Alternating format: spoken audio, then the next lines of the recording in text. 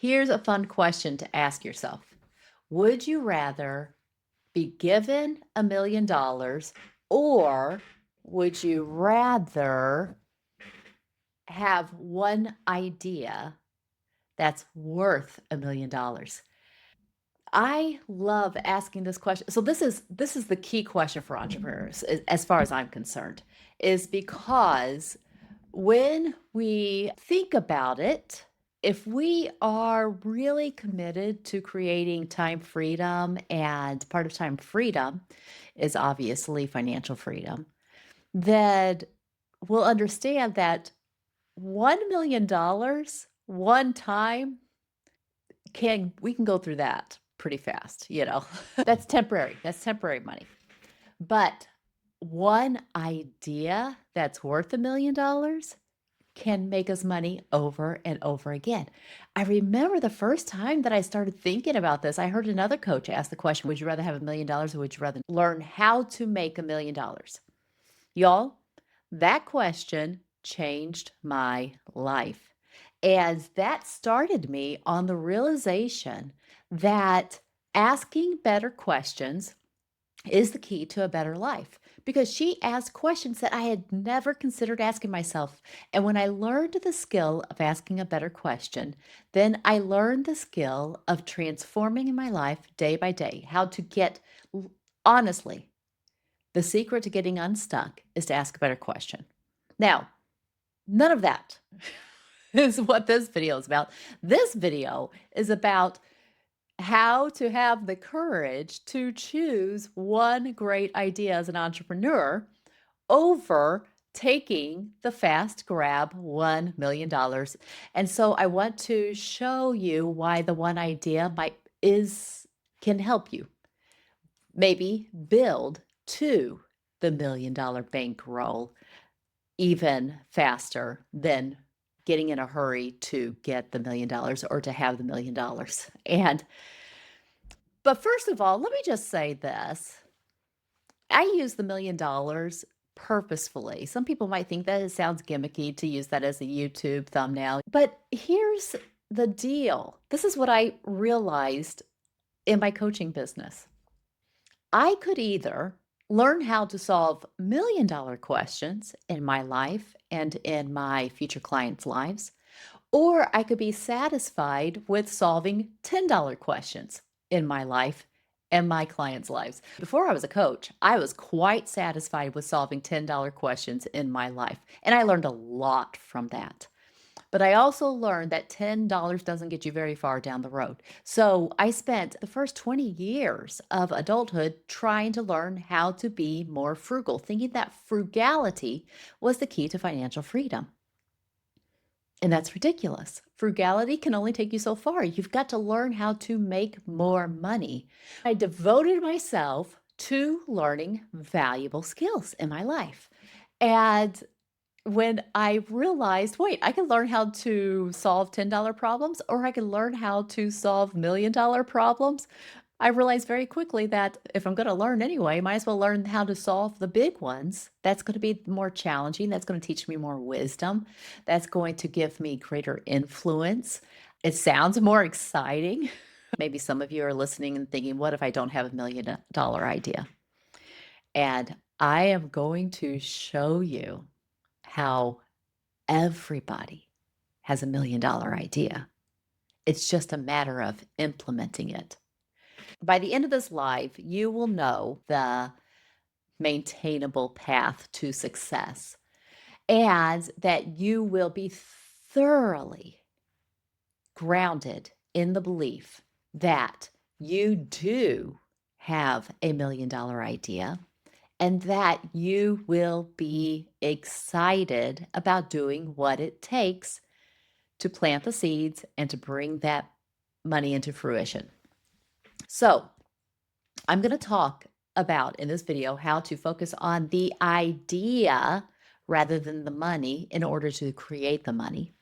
And then I'm going to share with you the way to use the idea to create the kind of wisdom, the kind of skillful action that will guarantee that the money eventually comes depending on the speed that you apply the learning and depending on how skillful and also depending upon how visible you are comfortable getting. In case we're meeting for the very first time, my name is April Bragg, and I help gifted but overextended entrepreneurs simplify to succeed so that they can build a business that takes care of them and their family instead of getting burnt out by the overwork.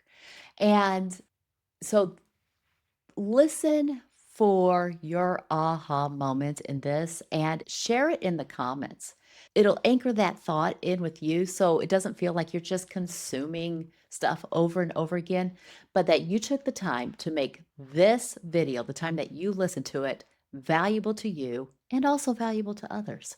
So anyway, that's my encouragement is always be an action taker on anything you learn. And the very first way to take action is to write down what you learned. So I recommend writing in the comment. Then you can go back and be like, oh, I've already seen this video. Oh, I remember that aha. Maybe I want to watch that video again. Okay, what does picking one idea over picking the fast money cash do for you? Number one, it removes pressure. This whole video came out of the fact that I had been overthinking on my niche, on the direction of my business, and I could tell that I was overthinking because I was thinking more than I was taking action. That's definitely what overthinking is. You feel like you're working really hard, but you're just thinking really hard. And I am the queen of that. And so if you resonate with that at all, hang out with me. I will show you over and over again how to overcome. But the simplest way to overcome an overthinking problem is to ask a better question. And it took me a while to come up with this question. But as soon as I did, everything changed. Everything felt like it simplified and it fell into place. And I had an action plan to move forward. And that's what a better question does. It gets you out of the overthinking, it gets you out of the stuck stage and back into the action stage. So, picking one idea will remove the pressure. So many times, entrepreneurs create unnecessary pressure on themselves. They create it by asking, by either getting in a hurry to learn things that may take time or may take seasons. They are sometimes, because of their haste, their hurry, they are looking for shortcuts. And there's a difference between a shortcut and a skill. As I honestly think skills create shortcuts to all of your goals. But when we're looking for the shortcuts, we're looking for the tactic, like, just tell me exactly what to do and I'll do it. That is great if the person that you're asking that question to has the same goals as you, has the same personality as you, and has the same abilities as you, because then you can just 100% copy them. But sometimes they have things that you don't have, and you have things that they don't have. And so it's why that shortcut, just learning their tactics, is not quite working for you because it's not matching you, matching your personality in a sustainable way. When we put ourselves in a hurry to make the money, then we are impatient, and impatience always makes it harder for us to learn what we need to learn. One of the mistakes that I see entrepreneurs make over and over and over again is getting in a hurry, asking the question, should I leave my 9 to 5 job to focus solely on my business? And it's coming from a scarcity. It's coming from that hustle, that hurry. It's coming from the idea that if I had more time, I could make more money more quickly. That might be true. Okay. But let me give you one scenario where it is not true.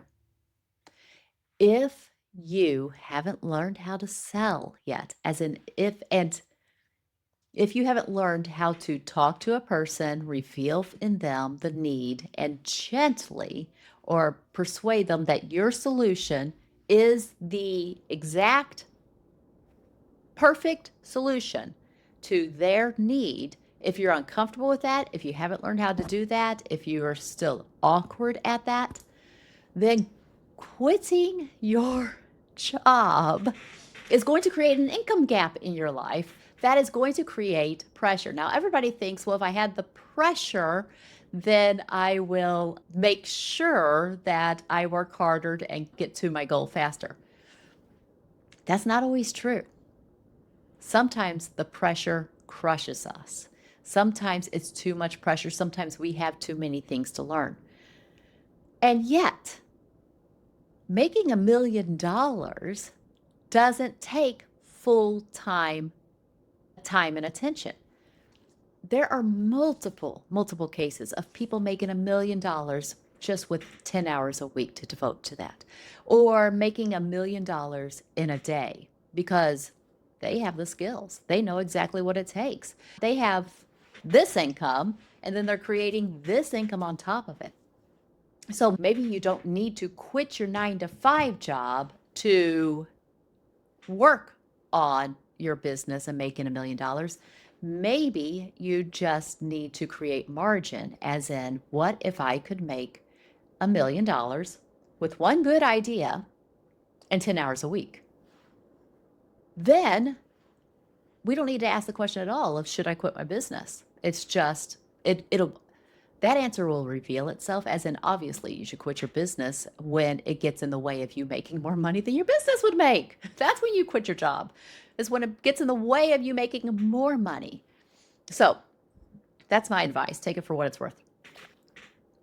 Understand that sometimes we get in a hurry and we act like we think it's like stepping out in faith. Sometimes it's just a hurry. We're just being hasty. We're just impatient.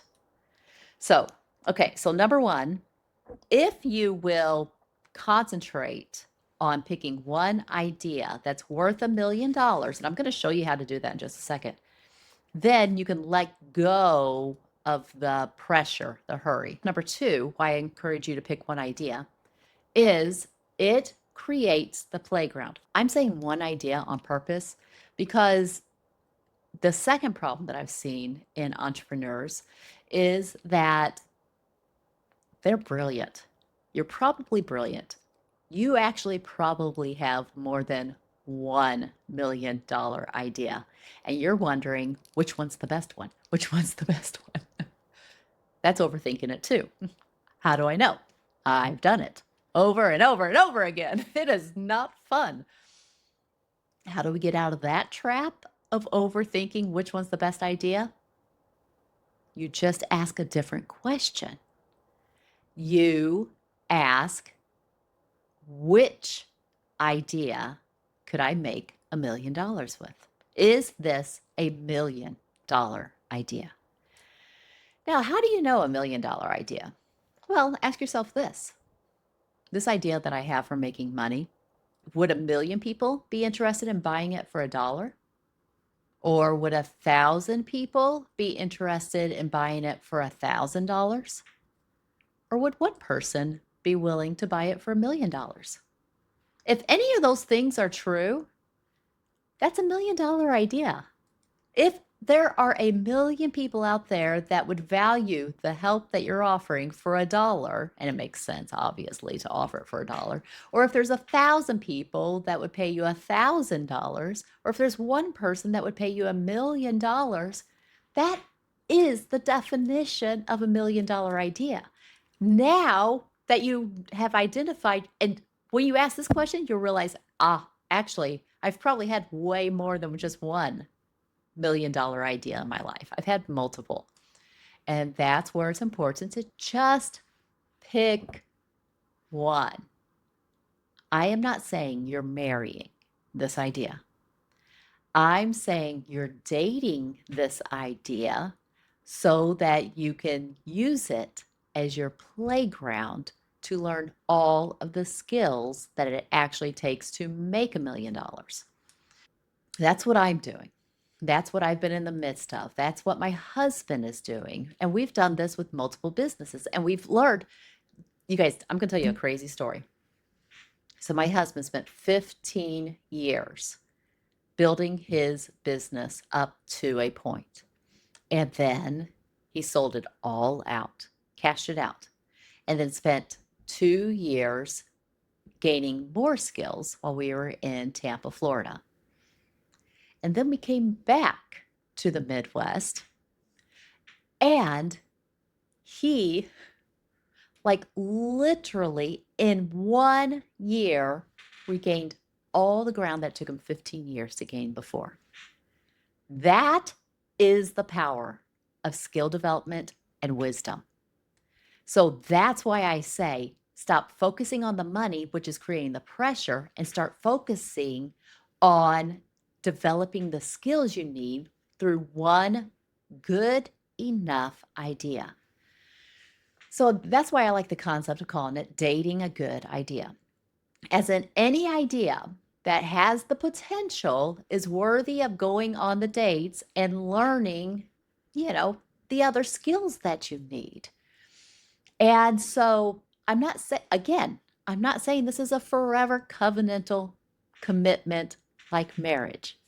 I am saying that this guy I'm dating have marriage potential?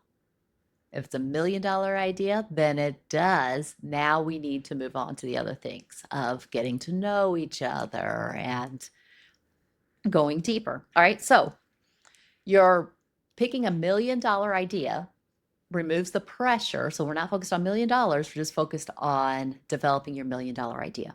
It creates the playground to number 3, learn the skills of taking an idea that has great potential and turning it into the $1 million idea. Now, this is fascinating because 2 people can have the same idea, and one person has no idea that it's worth anything.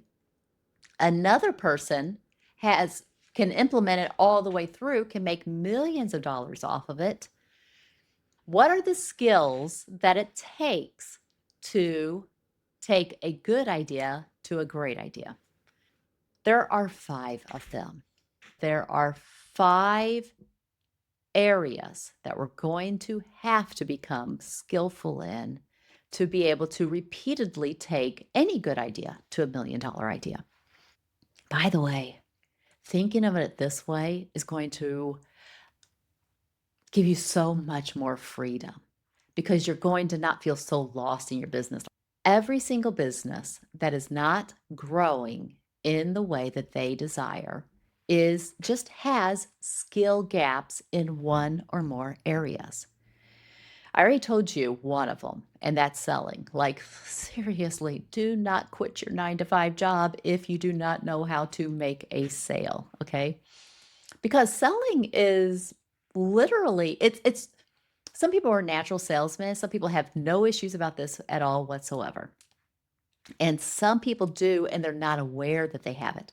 They're not aware that they're going to feel potentially a deep discomfort between offering to trade their valuable expertise, their wisdom, their knowledge, their services for somebody else's money. They think that the other person's money is more valuable than their expertise, and all kinds of thoughts about it's selfish or there's limited amount of money, there's the selfishness, the scarcity, the insecurity. One of those 3 is going to come up in that transaction, okay? I've seen too many want-to-be entrepreneurs get stuck just in this piece for way too long, and sadly, they created way too much pressure by exiting their 9 to 5 job too soon. So, again, that's my advice. Your mileage may vary. I'm just trying to explain my thinking behind it. That's actually skill number 2. So let me just go in order of the life of a client. There's 5 skills that your business needs, okay? Skill number 1 is marketing. Honest to goodness, I did not even understand marketing as being a separate concept from selling until I started my own business. So here's my story. I was working for this business, for this company, and I loved the work, but I didn't love the limitations that it was forcing on me and my time and my income. And so I decided to start my own business. But before I left the job, I did start my own business. I started telling people, yeah, I'm a coach. I'm a coach. And somebody says, oh, I might need your help. And immediately I realized I don't know how to take somebody else's money. As in, I don't know how to have that conversation. I don't know what to do. And so that was the first investment that I made in myself, was learning how to have a sales conversation confidently in a way that supports her and makes her feel confident about her decision and makes me feel confident about the transaction and showing up. And so that was my first thing. I set up the call, I bought a program, and I binge learned selling as fast as I possibly could.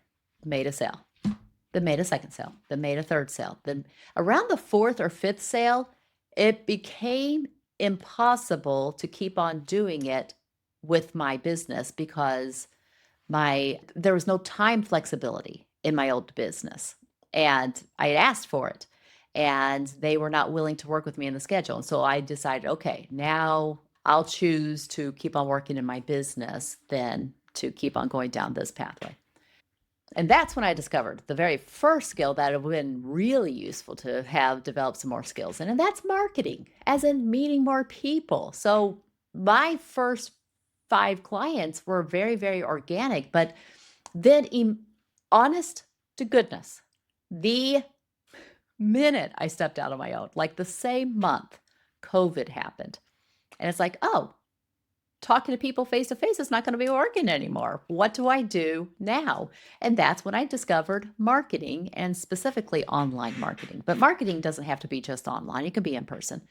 But that is how you get people as leads, as interest, so that you can then have the sales conversation. So there's marketing and then there's sales. Now, what I love about marketing and sales is the better you get at marketing, then the easier the sales gets.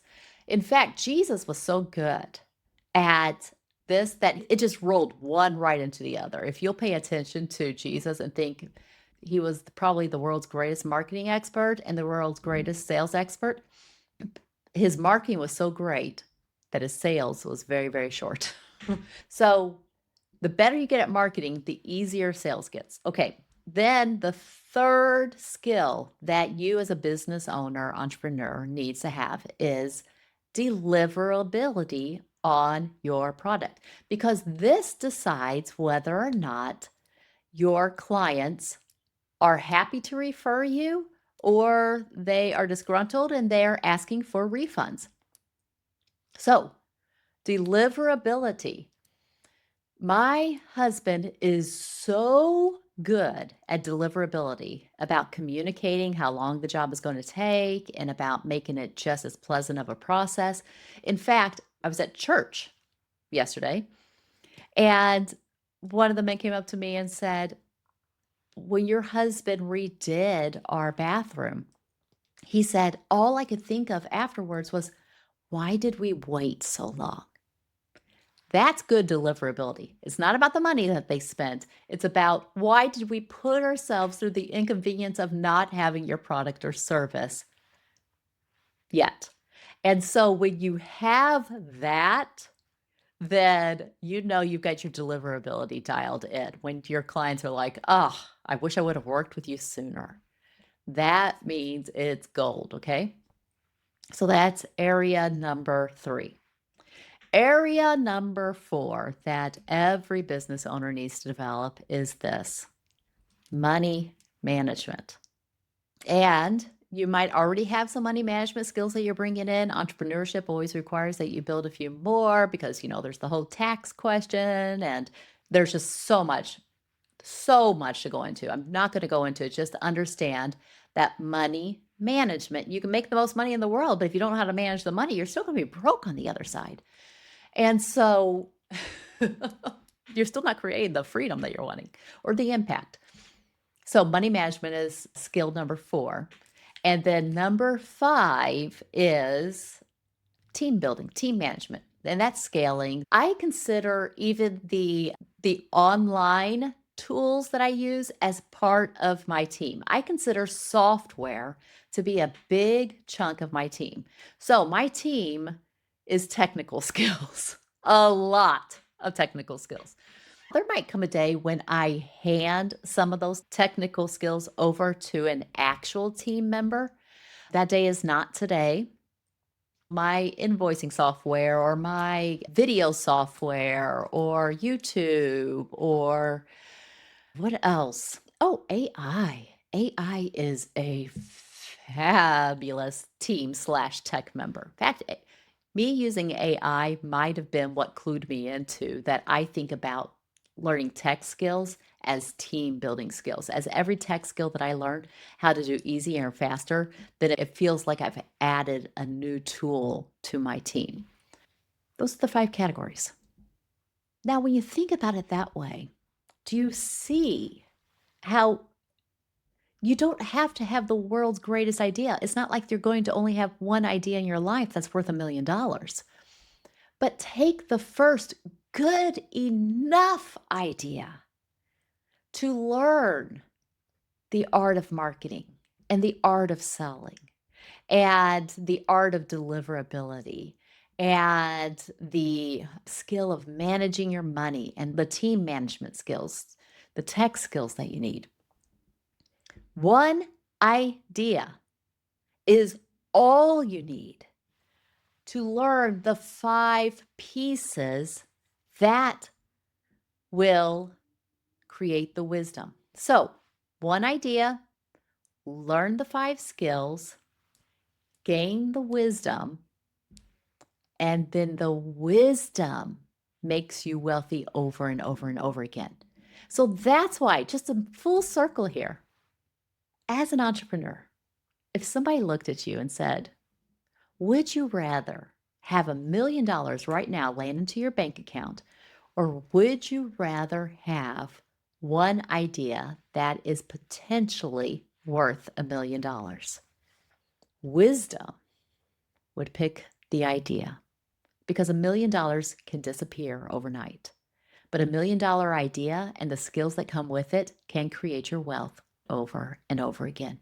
You do not have to be afraid of starting over because you are never actually starting from scratch again. This, I'm telling you, we had a starting over moment, my husband and I, in the last year. And I I honestly wanted to panic. But there is also a part of me that realized I have been here before. So, number 1, I know how to step out of panic, which is never helpful and always has us frozen. And I know through my coaching skills and the coaching skills that I've done for other people, I know how to create peace in a how to step from panic to peace. I know that process over and over and over again. And I don't need panic, I need peace. And in that peaceful mindset, I realized, oh, that's one story, and it's a false story that we're starting over. We're not starting. We're not starting from scratch.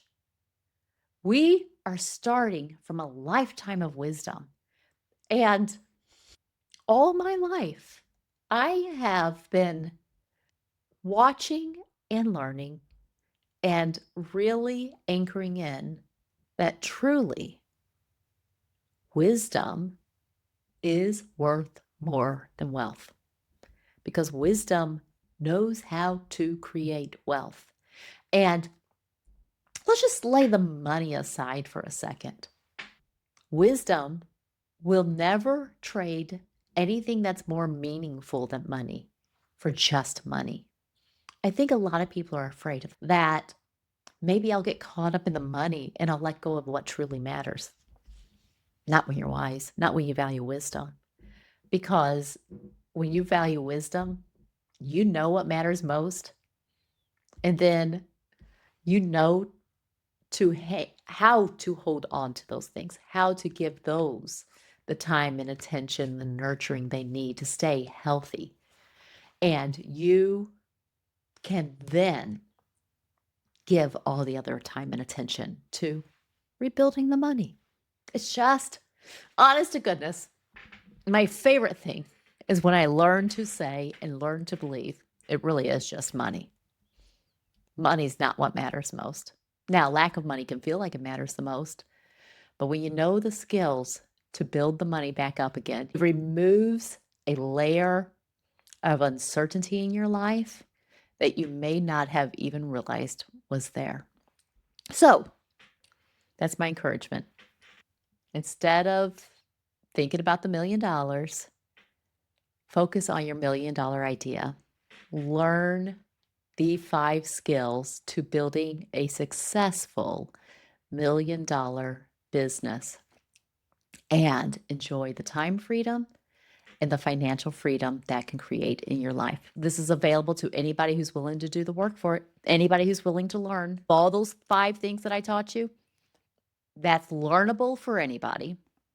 And it really becomes a skill of mind management, as in being able to stay in the work of it long enough for it to work for you. Okay, there is that piece. And that's honestly one of the big ways that I support my clients is supporting them through the emotionally challenging part of it. But this is why I like it so very much. It's because the entrepreneurship journey is a faith building exercise all in of itself. I've grown more in my faith, grown more in my understanding of Bible, of God, of the principles in scripture, of the kingdom principles, my appreciation for it all and the beauty of how God designed it all to work together. All of that is a valuable, priceless gift that I received gradually as I learned to walk the entrepreneurial journey in faith instead of fear. So that's what I'm going to close with. And I do want to say this. If time is your bottleneck in your life and you're like, if I had more time, then it would solve a lot of my problems, make sure you go into the description or go to aprilbragg.com/time. I've got a new workshop coming up. It's called Becoming the Time Rich Woman. And I will show you how to become the woman who has an abundance of time to create what she desires in her life. So if you're ready to have back control of your time and invest it in things that give you back more time, more enjoyment, more financial freedom, more impact in the world, then that workshop is for you. I think you'll really enjoy it. So make sure you sign up for that. And if you have any questions, put them in the comments below. But I hope that your Monday is blessed, and I will see you next week. Bye-bye.